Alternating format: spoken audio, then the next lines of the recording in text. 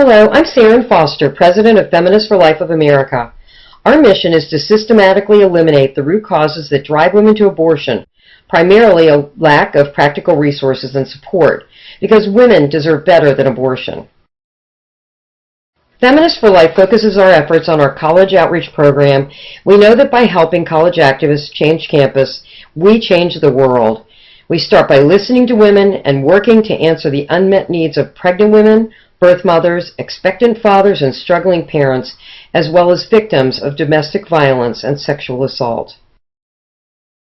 Susan B. Anthony and other feminists believe that society must address the underlying causes of abortion. Feminists for Life works on realizing that vision for women today. Our work for college-age women began by listening to Jeannie, a Feminists for Life board member who first inspired our college outreach program. She told the board that when she was in college she became pregnant, and without housing, childcare, and maternity coverage, it didn't feel like much of a free choice. She lost that baby when she miscarried, but a pro-life woman had been pushed by a lack of resources and support to consider abortion. By listening to women who have had abortions, we know the task before us. 69% are poor or low income, 44% are college age, and an astonishing 61% of abortions are performed on women who already have one or more children. Financial issues are making economically disadvantaged women feel forced to choose between their born and unborn children. We know from listening to Sally Wynn that the challenges of an unplanned pregnancy aren't limited to single women. Although many assume she was single, Sally was married when she became pregnant. For Sally, the biggest concern was financial. 69% of women who have abortions cite serious financial circumstances, and that includes married women. Fortunately for Sally, her grandmother was able to help her at a critical time, and today she's the proud mother of 2 daughters. You and I know that pro-life feminists care about women after they've given birth and about the children after they are born, and that's why Feminists for Life has produced resources like Raising Kids on a Shoestring, a guide to free and frugal resources and creative strategies for struggling families. Statistics confirm that we were right to focus on those who are economically disadvantaged and those who are already mothers. FFL also responds to the unmet needs of women through recent issues of the American Feminist. Raising Expectation includes a workplace evaluation tool. And FFL Activists Change Campus, Change the World covers our comprehensive college outreach program. FFL respects the decision of women who do not choose to parent and promotes nonviolent adoption options, as well as kinship and guardianship. When Jessica O'Connor Petts explained to me why she chose adoption, she said, "Adoption is an empowering option for women."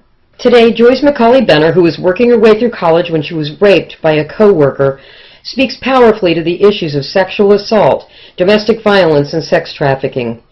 Joyce and all our speakers urge all students to participate in Take Back the Night vigils. Through our lectures, ads, and other tools, FFL has educated students about our rich pro-life feminist history and how students can follow in the footsteps of feminist foremothers by advocating, creating, and connecting women to holistic solutions. In 1997, Planned Parenthood's Insider magazine called Feminists for Life's college outreach program, and I quote, "the most challenging concept in anti-choice organizing," and predicted that we could have a profound impact on college campuses. And they were right.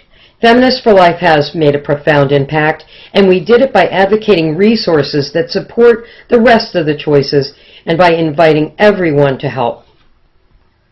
In January 1997, I moderated the first ever Pregnancy Resource Forum at Georgetown University. A Pregnancy Resource Forum is a panel discussion of university administrators and community resource leaders. Pregnant women, parents, and birth parents are also invited to be a part of the panel or to contribute as audience members. Led by an FFL moderator, we take an inventory of pregnancy and parenting resources on and off campus, and we share solutions from other campuses. The forum guides audience members and panelists to set goals and create a tailor-made plan for their university. Since that first forum at Georgetown, my moderator outline became a basis of a national survey on pregnancy and parenting resources. FFL Pregnancy Resource Forums have been held at top colleges across the country and inspired state and national legislation. The Pregnancy Assistance Fund will help campuses develop resources for underserved populations to evaluate, establish, operate, and maintain services for pregnant and parenting students, including birth parents. In the past, FFL members have heard a lot about Georgetown, Pepperdine, and many other top college campuses Feminists for Life has worked with. In June 2011, Feminists for Life Board gathered from across the country for the groundbreaking of Room at the Inn, a maternity home being built adjacent to Belmont Abbey near Charlotte, North Carolina. Mothers living there will be able to attend any area college.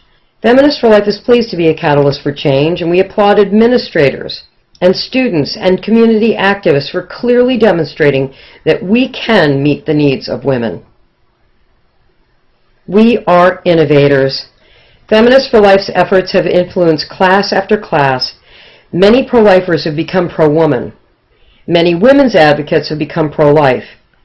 You will never know where students will go after college. Some have become members of Congress.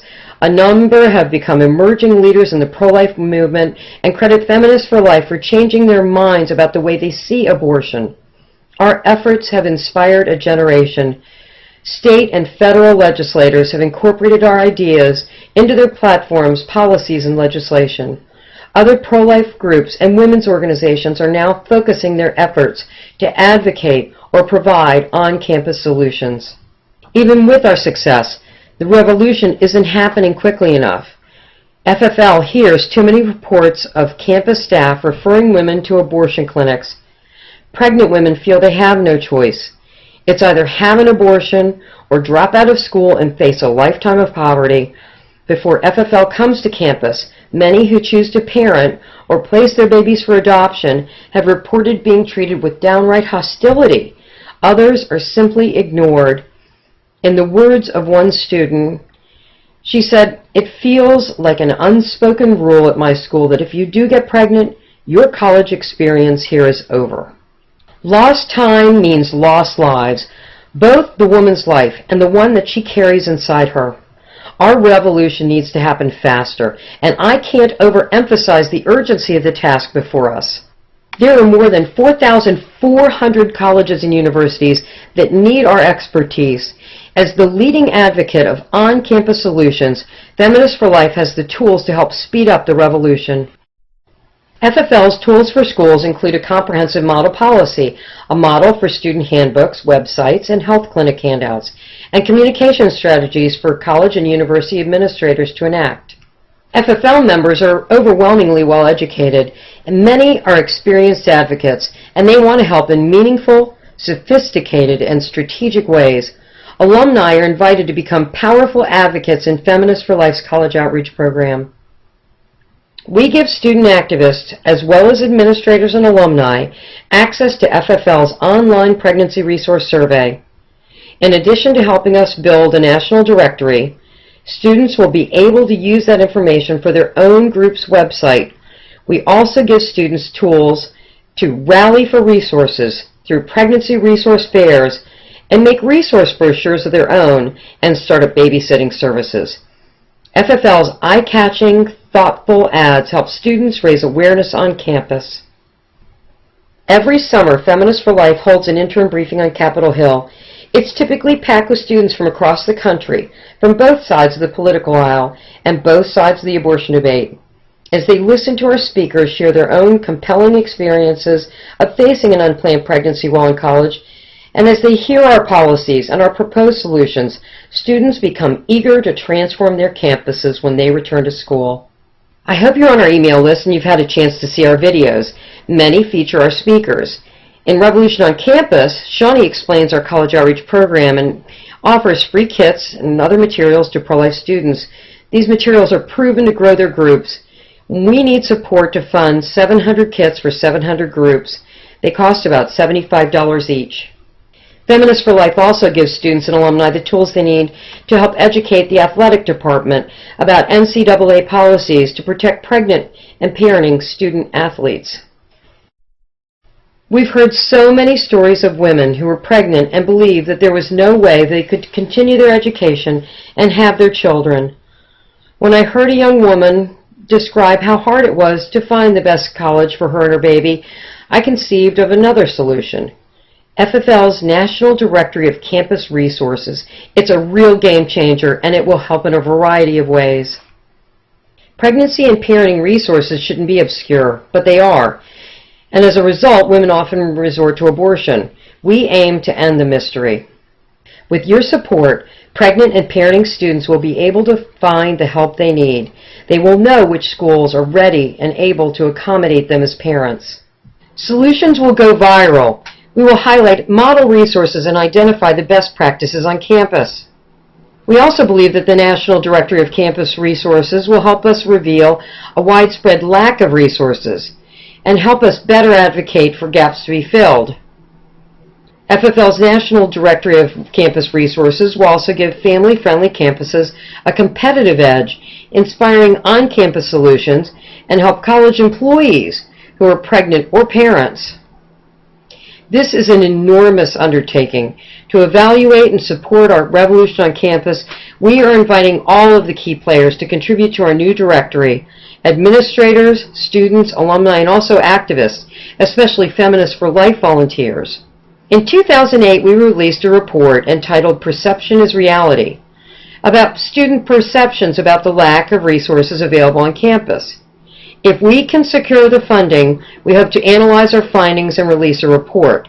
Administrators, federal and state agencies, as well as pro-women, pro-life advocates need information from us, the acknowledged leader in pregnancy and parenting resources on campus. We also need to know how our efforts are making a tangible difference in the lives of pregnant women and parents. How will we ultimately know that we have succeeded? We will know when women have what they need and they don't feel driven to abortion. You have my heartfelt gratitude for helping us get this far and for your support as we take the next vital steps. Feminists for Life never takes your sacrifice for granted, and I thank you on behalf of those you may never meet, both the women and the children who will be here because of the work we do today, and also for fathers who are often forgotten. We've made incredible progress, but we aren't there yet. There's still this great sense of urgency, as well as evidence that we are on the right track.